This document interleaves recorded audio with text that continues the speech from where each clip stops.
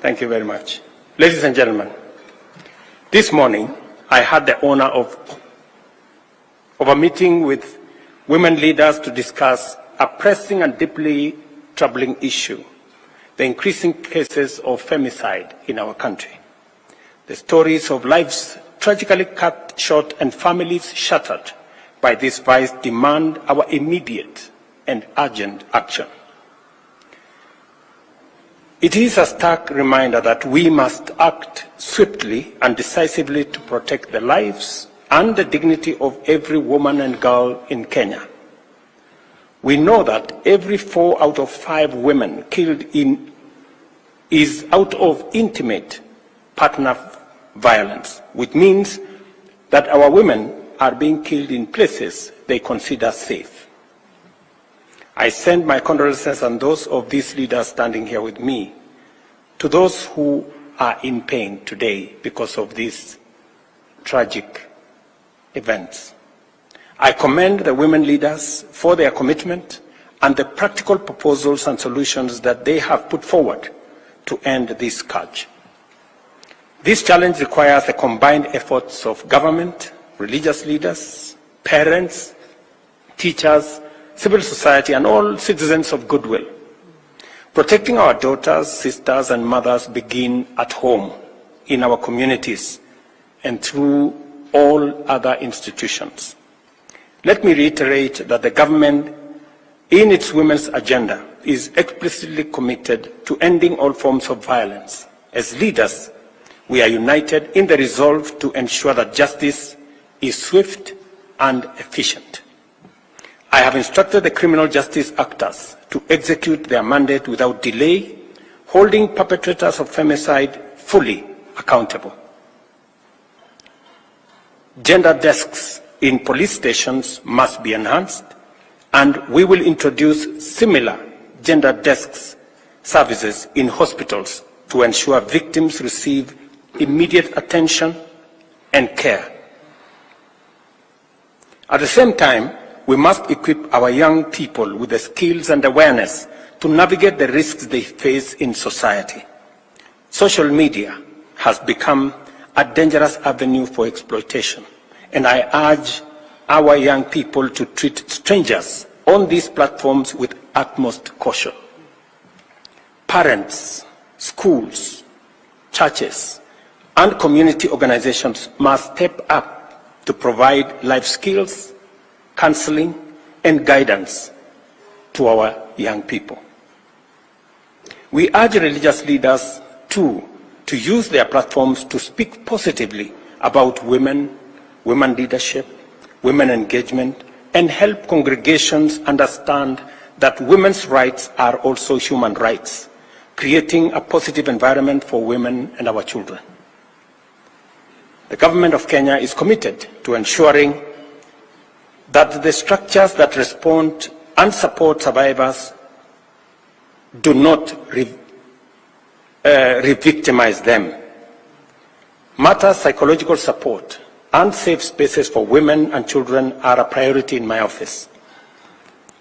Through the Women's Rights Advisor, we are launching a Safe Homes, Safe Space campaign during the 16 days of activism against gender-based violence that is going to start on the 25th of November. Our communities need education on the signs and causes of abuse and the resources available to victims. Awareness is a crucial step in prevention. We must increase awareness on the availability of safe spaces where victims can seek refuge, toll-free hotlines such as GBV 1195, Child Help 116, and the DCI anonymous reporting number 0800-722-203, and the counseling services in order to provide victims with the support they need to find protection.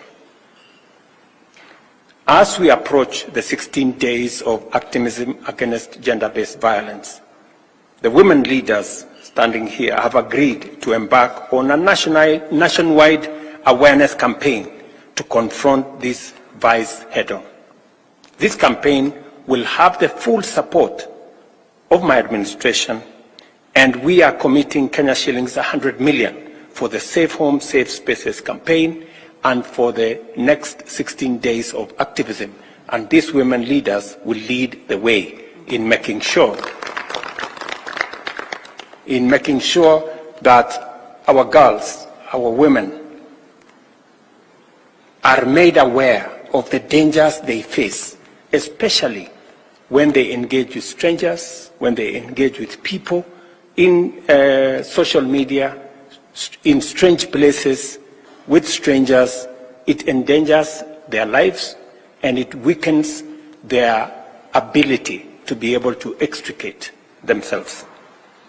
I urge every Kenyan to join in this movement, to speak out, to educate, and to stand united against femicide. Finally, parents have a crucial role. And I say so as a parent of 4 girls myself. Be present and approachable for your children. Let us create homes where children feel safe, supported, and loved. A strong family is the first line of defense against the dangers lurking in our society. The women leaders and I stand united in declaring that femicide has no place in Kenya. Together, as a nation, through our concerted efforts, we shall eradicate this vice. We must be relentless in protecting the vulnerable in our midst and unwavering in our mission to create a society where every woman lives in safety, dignity, and freedom from fear. Thank you very much, and I look forward, leaders, to working with you as we join hands, make concerted effort, work together, partner to make sure that we raise the level of awareness of the dangers that our girls, our daughters face in the hands of strangers and in the hands of people who don't mean well for our society. Thank you very much. Thank